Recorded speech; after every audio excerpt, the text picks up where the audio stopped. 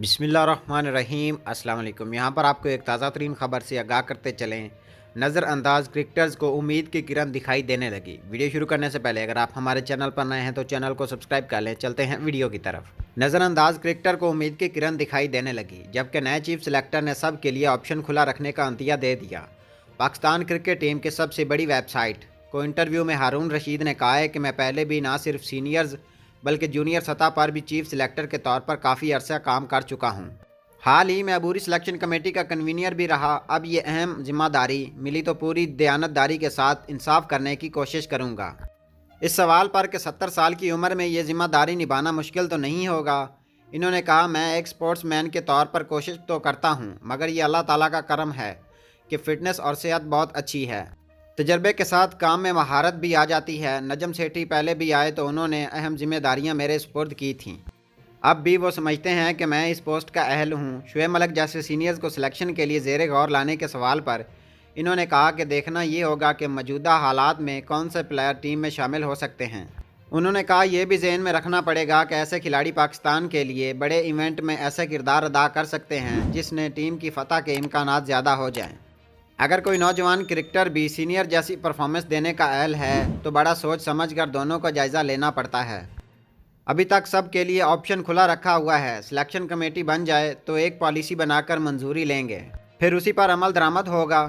मोहम्मद आमिर की वापसी के सवाल पर इन्होंने कहा कि प्लेयर्स को बहुत सोच समझ कर कदम उठाना चाहिए। बाज़ औक़ात एक बयान बहुत ज़्यादा तनाज़ात की वजह बन जाता है। इन्हें अपनी क्रिकेट पर तवज्जो देना चाहिए। सब खुद को अच्छा खिलाड़ी समझते और सोचते हैं कि इनको 11 या 16 में शामिल होना चाहिए, मगर सिलेक्शन का इन्हसार मखसूस कंडीशन में टीम की ज़रूरत पर होता है। उन्होंने कहा, मोहम्मद आमिर भी अच्छा खेलें तो टीम में वापस आ सकते हैं। तीनों फॉर्मेट के लिए अलग टीमों के सवाल पर इन्होंने कहा कि देखना होता है कि आपके पास प्लेयर्स का पोल कितना है। अगर ऑप्शन महदूद है तो इसी के मुताबिक फ़ैसले करना पड़ते हैं। मौजूदा रुझान के मुताबिक कई टीमें हर फॉर्मेट के स्पेशलिस्ट प्लेयर्स मुंतखब करने को तरजीह देने लगी है। अगर इनके पास T20 के ज़्यादा खिलाड़ी हैं तो इन्हें ही शामिल कर लिया जाता है। टेस्ट क्रिकेट के लिए दीगर की सिलेक्शन होती है। 60% तक टीमें स्पेशलिस्ट प्लेयर की होती हैं। डोमेस्टिक क्रिकेट पर मेरी नज़र रही है। हारून रशीद ने कहा कि पाकिस्तान के पास मौजूदा प्लेयर्स को पोल पर तवज्जो देना चाहिए, क्योंकि बहुत ज़्यादा उखाड़ पछाड़ से भी फ़र्क पड़ता है।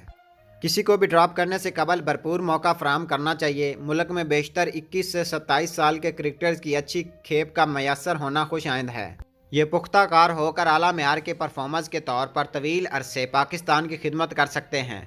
इससे कौमी टीम की कारकर्दगी में भी बेहतरी आएगी। पुराने डोमेस्टिक स्ट्रक्चर की बहाली के सवाल पर इन्होंने कहा कि पहला काम तो यह है कि रीजन से नुमाइंदे मुंतखब होकर ऊपर आएँ। डिपार्टमेंट्स को ख़त लिख दिया गया है, वो दिलचस्पी भी ले रहे हैं। इनकी टीमें बनेंगी। दोनों के 4-4 नुमाइंदे गवर्निंग बोर्ड का हिस्सा बन जाएंगे। 2 नुमाइंदे पैटर्न के नामजद करदा होंगे। गवर्निंग बोर्ड बन जाएंगे तो फैसला होगा कि सिस्टम को किस तरह चलाना है। साथ ही अपनी आंखों से खिलाड़ी की कारकर्दगी का जायज़ा लेना भी बहुत ज़रूरी होता है। देखना पड़ता है कि मुख्तलिफ़ कंडीशन में खेल के उतार चढ़ाव के दौरान वो किस तरह परफॉर्म करता है। इस सिलसिले में डाटा भी मददगार होता है, किन कंडीशन में कैसी कारकर्दगी का मुजाहरा किया। बहुत जल्द दीगर सिलेक्टर्स के नामों का भी ऐलान कर दिया गया है। हारून रशीद के मुताबिक सिलेक्शन कमेटी के दीगर अरकान का इंतखाब करने के लिए काम जारी है।